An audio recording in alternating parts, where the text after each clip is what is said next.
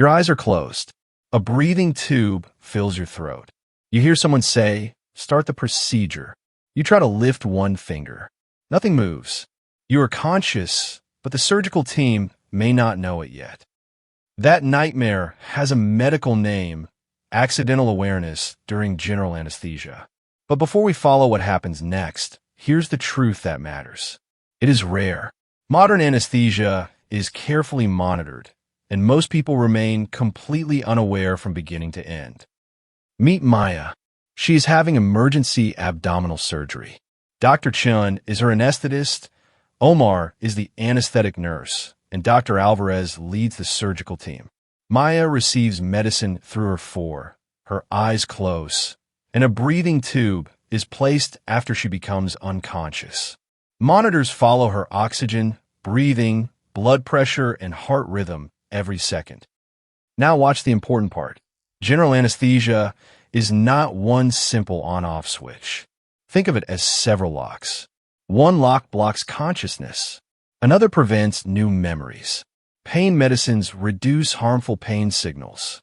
And for some operations, a neuromuscular blocker temporarily stops the muscles from moving. Those locks can be controlled by different drugs. Paralysis does not make Maya unconscious. It does not erase pain. It simply prevents her muscles from responding. That is useful for certain operations and breathing tubes. But if the unconsciousness lock becomes too light, movement may no longer warn the team. So how could that happen? Sometimes an 4-line becomes blocked or disconnected. With total intravenous anesthesia, the sleeping medicine must keep flowing reliably through that line. During other operations, anesthetic gas can be measured in the patient's exhaled breath, giving the team another way to check delivery. In an emergency, there is another difficult balance. Too much anesthetic can push already low blood pressure even lower. The anaesthetist may need to use a lighter dose while protecting the brain, heart, and circulation. This does not mean the team wants awareness. It means two dangers must be managed at the same time. Back in Maya's operating room, imagine her anesthetic delivery briefly drops. Consciousness does not return like a light snapping on. At first, disconnected fragments may appear: a voice, a metallic sound, pressure on the body, or the feeling that time is broken into pieces.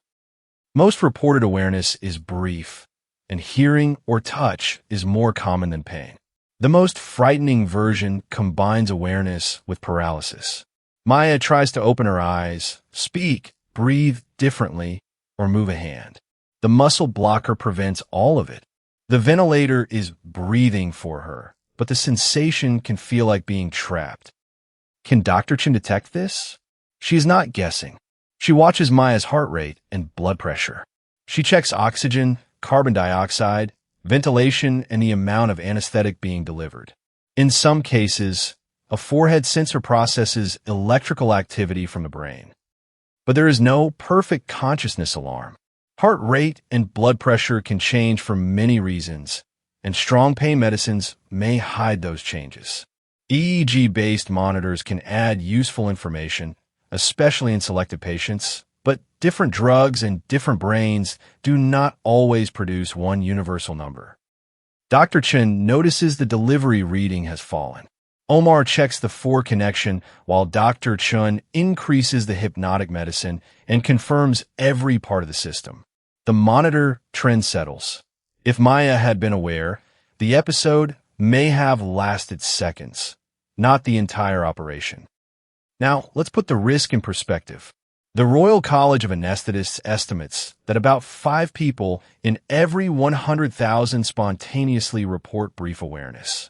Other studies that question every patient in a structured way find more cases, sometimes around 1 or 2 in 1,000. Those numbers are not necessarily contradictory. A person may remember one sound, but never volunteer it. Another may report a dream or a recovery room memory that happened after the anesthetic was ending normally. Research methods decide which experiences get counted. Risk is not equal for everyone. Muscle relaxants raise it because movement cannot reveal consciousness. Emergency, major trauma, cardiac, and some obstetric operations can require lighter anesthesia to protect blood pressure. Previous awareness, certain medicines, and regular alcohol or recreational drug use may also change how much anesthetic a person needs. Most spontaneous reports happen near the beginning or end of anesthesia, when the level is changing quickly. In the large NAP5 audit, roughly 2/3 arose around induction or emergence, not during the middle of surgery. Most reported episodes lasted less than 5 minutes. Maya wakes in recovery. She remembers a voice and a feeling of pressure. Here is what should happen next. The team listens without dismissing her. A senior anaesthetist asks what she remembers, checks the record and equipment, explains what may have happened, and documents the event for future care. That follow-up matters. Some people experience no lasting harm. Others develop anxiety, disturbed sleep, nightmares, flashbacks, or symptoms of post-traumatic stress. NAP5 found longer-term psychological effects in about half of the patients who reported awareness. Early explanation and appropriate mental health support can help. If you're preparing for surgery, do not change medicines or avoid necessary treatment because of this video. Tell the anesthetist about previous awareness, every medicine you take, and your alcohol or recreational drug use.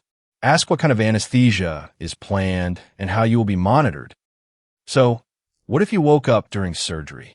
You might hear voices, feel touch or pressure, and, in the rare severe case, feel trapped because your muscles cannot move. But it would probably be brief. The team has several ways to detect and correct problems, and you deserve careful follow-up afterward. The real lesson is not that anesthesia is reckless. It is that unconsciousness, memory, pain, and movement are separate systems that a trained team must balance continuously. Maya's safest signal is not a dramatic movie moment. It is a prepared team watching every second and taking her seriously when she wakes.